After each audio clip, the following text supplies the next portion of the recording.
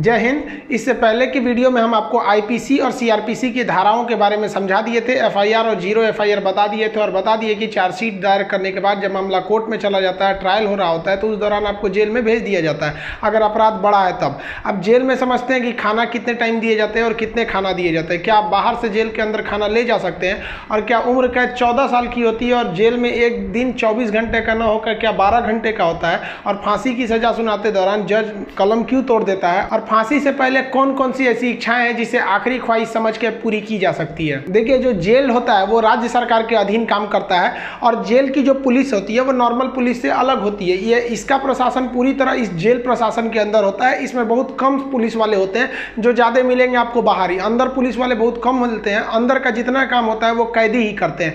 कैदी जब शुरू में जाते हैं तो उन्हें नंबर नहीं दिया जाता है। हाँ, जब उनकी सजा मुकर्रर कर दी जाती है, ज़्यादा दिन की सजा है, तब उन्हें नंबरदार बना दिया जाता है। ऐसे आप जाइएगा 10 दिन 14 दिन के लिए तो नंबर नहीं बनाएगा, ऐसे ही छोड़ देगा। यही कपड़ा पे छोड़ देता है, कपड़ा भी नहीं देगा आपको अलग से। लेकिन हाँ, अगर ट्रायल लंबा चलने वाला आपका तब आपको नंबर देगा और आपको बैरक बताएगा किस बैरक में। उसमें कई बैरक होते हैं, यानी सेक्शन होते हैं। मतलब खतरनाक वाले को किस साइड में रखना है, जो नॉर्मल आया है पता है, जेलर को पता है कि भाई सभी आया अभी 7 दिन में चल जाएगा, तो उसको दूसरे बैरक में रखता है। जेल में नाश्ता खाना सब तीनों टाइम मिलाकर हर अलग अलग राज्यों में अलग अलग खर्च किए जाते हैं कैदियों के ऊपर। अगर भारत के आप टोटल राज्यों को लेंगे तो पर डे एक कैदी के ऊपर लगभग 52 रुपए का खर्च आता है, ये जेल मेन्यू के हिसाब से। जेल में जो नाश्ता दिया जाता है, सुबह 7 बजे नाश्ता आ जाता है, जिसमें एक चाय का रहना कंपलसरी है। चाय के अलावा आपको कभी चना दिया जाएगा, कभी परोटी, ब्रेड, बिस्किट वगैरह दे सकता है या दलिया दे सकता है। ये सब बिस्किट वगैरह ये अंदर ही बनता है जेल के, काफ़ी अच्छा होते हैं सब।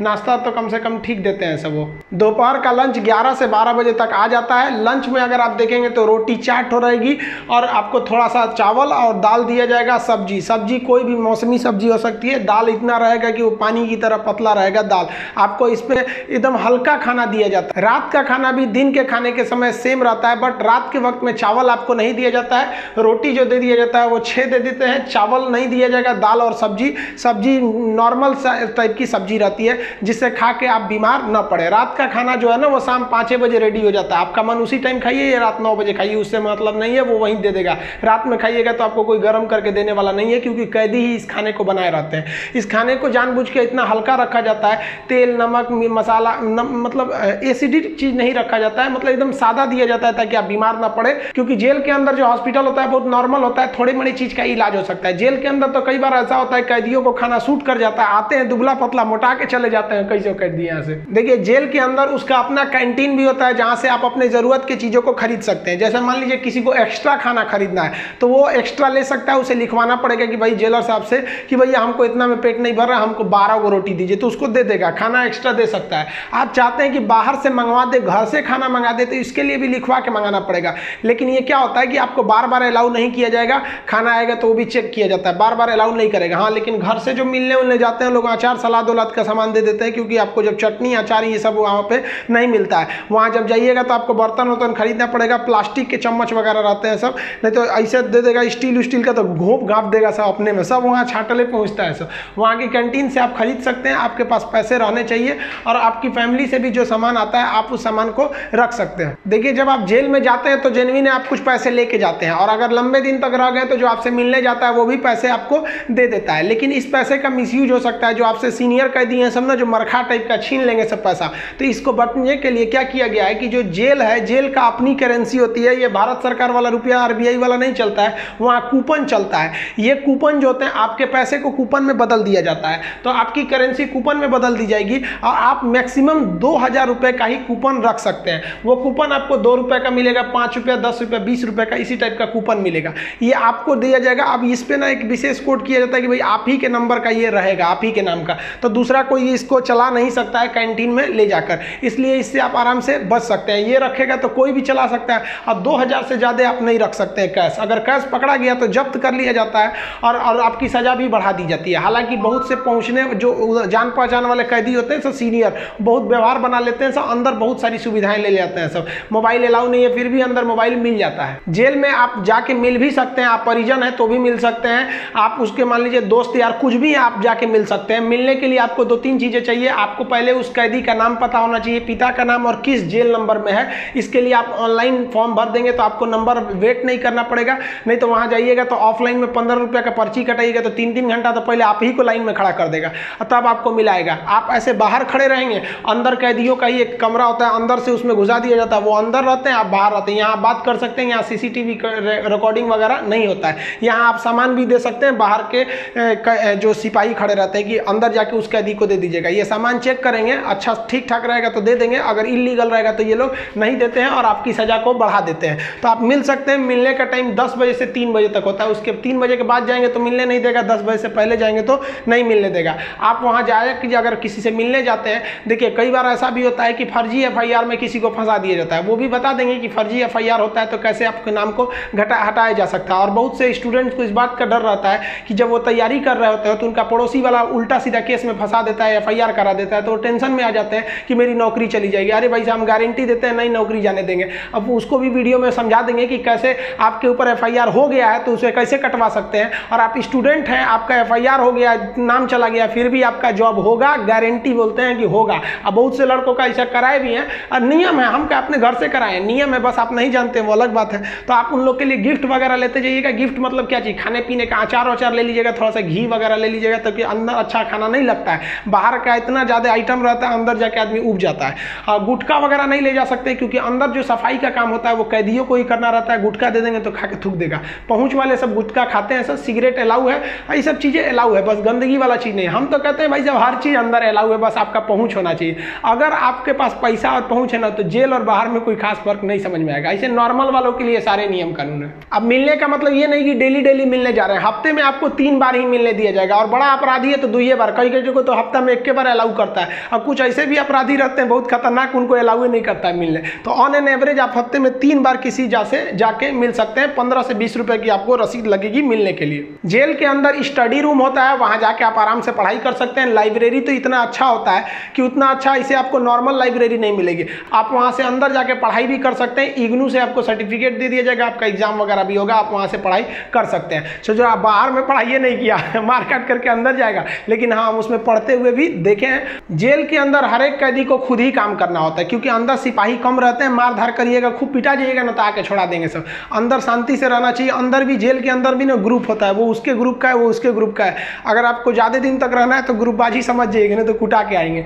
उसमें क्या होता है, माली का काम होता है। जो जेल का कैंपस बहुत बड़ा होता है, जेल छोटा वोटा नहीं होता। अंदर जाएंगे तो एक दूसरे दुनिया है, वहाँ अंदर सब्जी वगैरह बोई गई रहती है, यही सब्जी आपको बनाने के लिए आ जाती है। कुछ अलग से भी सब्जियां वगैरह आती हैं, तो इसमें भी काम कर सकते हैं। कुक वाला, खाना बनाने वाले में भी काम कर सकते हैं। सबसे टफ यही काम होता है, सबके लिए खाना बनाओ, वो भी टाइम से बनाओ। यहाँ पर इसके अंदर कुछ फैक्ट्रियां भी होती हैं जहाँ पे आपको सोफा बनाने के लिए आता है, कपड़े सिलने के लिए भी दे दिए जाते हैं सब।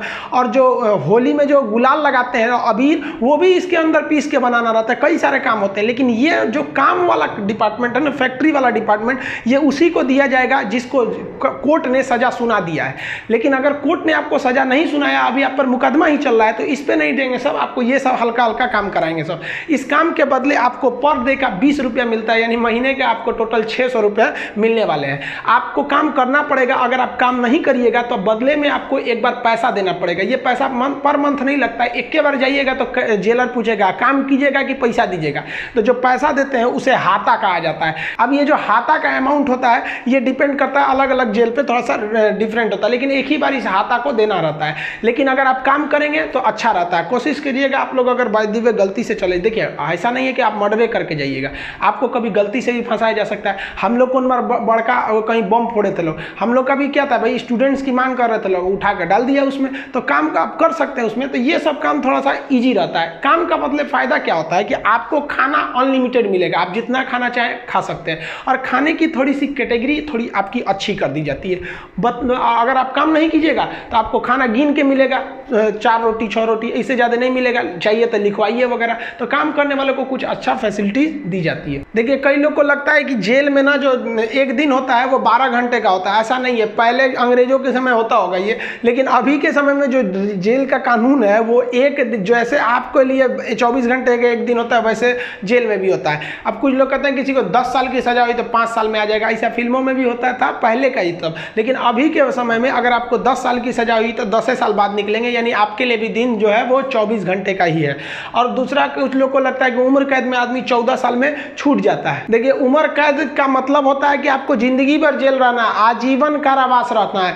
ये 14 साल की बात क्या है कि जज ने अगर आपको सुना दिया कि आपको उम्र कैद की सजा है, तो संविधान में लिखा गया है कि अनुच्छेद 72 के तहत तथा अनुच्छेद 161 के तहत, अनुच्छेद 72 के तहत राष्ट्रपति और 161 के तहत राज्यपाल आपकी सजा को माफ कर सकते हैं। तो ये जो 14 साल का थ्रेशोल्ड बनाया गया है कि राज्यपाल और राष्ट्रपति जो है ये उम्र कैद को 14 साल से पहले नहीं माफ कर सकते हैं। तो बहुत से ऐसे लोग होते हैं जो 14 साल जेल बिता देते हैं ना, तो ऐसा कहा जाता है कि 14 साल तक किसी को समाज से अलग कर दीजिएगा तो नॉर्मल व्यक्ति जो छोटा मोटा गुंडा है उसका बाकी सबसे संपर्क टूट जाता है तो उसे माफ कर दिया जाता है। तो जनरली 14 साल में छूट जाते हैं। वो छूटते नहीं है बल्कि राष्ट्रपति या राज्यपाल माफ कर देते हैं कि चलो यार गलती, बहुत बार तो अपराध आवेश में आके हो जाता है, लेकिन ऐसा नहीं है कि सबको छोड़ देता है। कुछ कुछ एकदम शातिर अपराधी होते हैं, उन्हें नहीं छोड़ा जाता है। तो ये 14 साल मिनिमम है कि आपको इतना रहना ही है, इसके बाद राष्ट्रपति या राज्यपाल माफ करेंगे तब समझिए।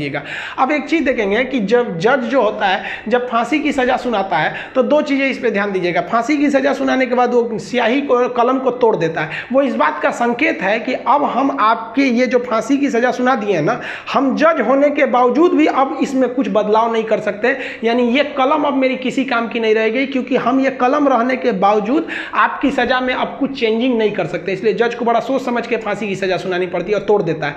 ये तोड़ने की प्रक्रिया एक संकेत है, ऐसा नहीं है कि उसमें तो दूसरा कलम से नहीं लिख देगा। ये केवल एक दिखाने के लिए संकेत होता है। कैसे दुल्हा जाता है तो एक परछावना होता है उसका, वैसे एक तरह से समझिए। तो ये और इस पे लिखा जाता है टू हैंग टिल डेथ, लटकाओ तब तक जब तक मर न जाए। क्योंकि इतिहास में एक बार घटना हुई थी, एक जज साहब ने फैसला सुना दिया था कि इस अपराधी को फांसी पर लटका दिया जाए। अब जब उसे लटकाया गया तो कहा जाता है कि वकील जो था वहां पे ऑब्जेक्शन कर दिया कि लटका दिए, अब हटा दीजिए, क्योंकि आपने ये कहा है कि लटकाया जाए तब तक जब तक ये मर न जाए। अब तो लटकाने का फैसला दिए थे, फांसी पर लटक गया, आप जल्दी उतारिए। इस तरह की एक कई सारे पहले के मिथ हैं। अब इसके 100% सत्यता की हम गारंटी नहीं लेते हैं, क्योंकि ऐसी कहानियां बहुत हैं। तो वो लिख देता है कि हैंग टिल डेथ, तब तक लटकाइए जब तक ससुरा मर नहीं जाता है। तो फांसी की जब सजा दी जाती है तो जल्लाद जब सजा दे देता है तो वहां एक मजिस्ट्रेट रहते हैं, एक डॉक्टर रहता है और जेल सुप्रिटेंडेंट रहता है। फांसी पे लटके ही रहिएगा, डॉक्टर चेक करेगा, ससुरा अभी बचल है, छोड़ दो, अभी 10 मिनट और छोड़ दो।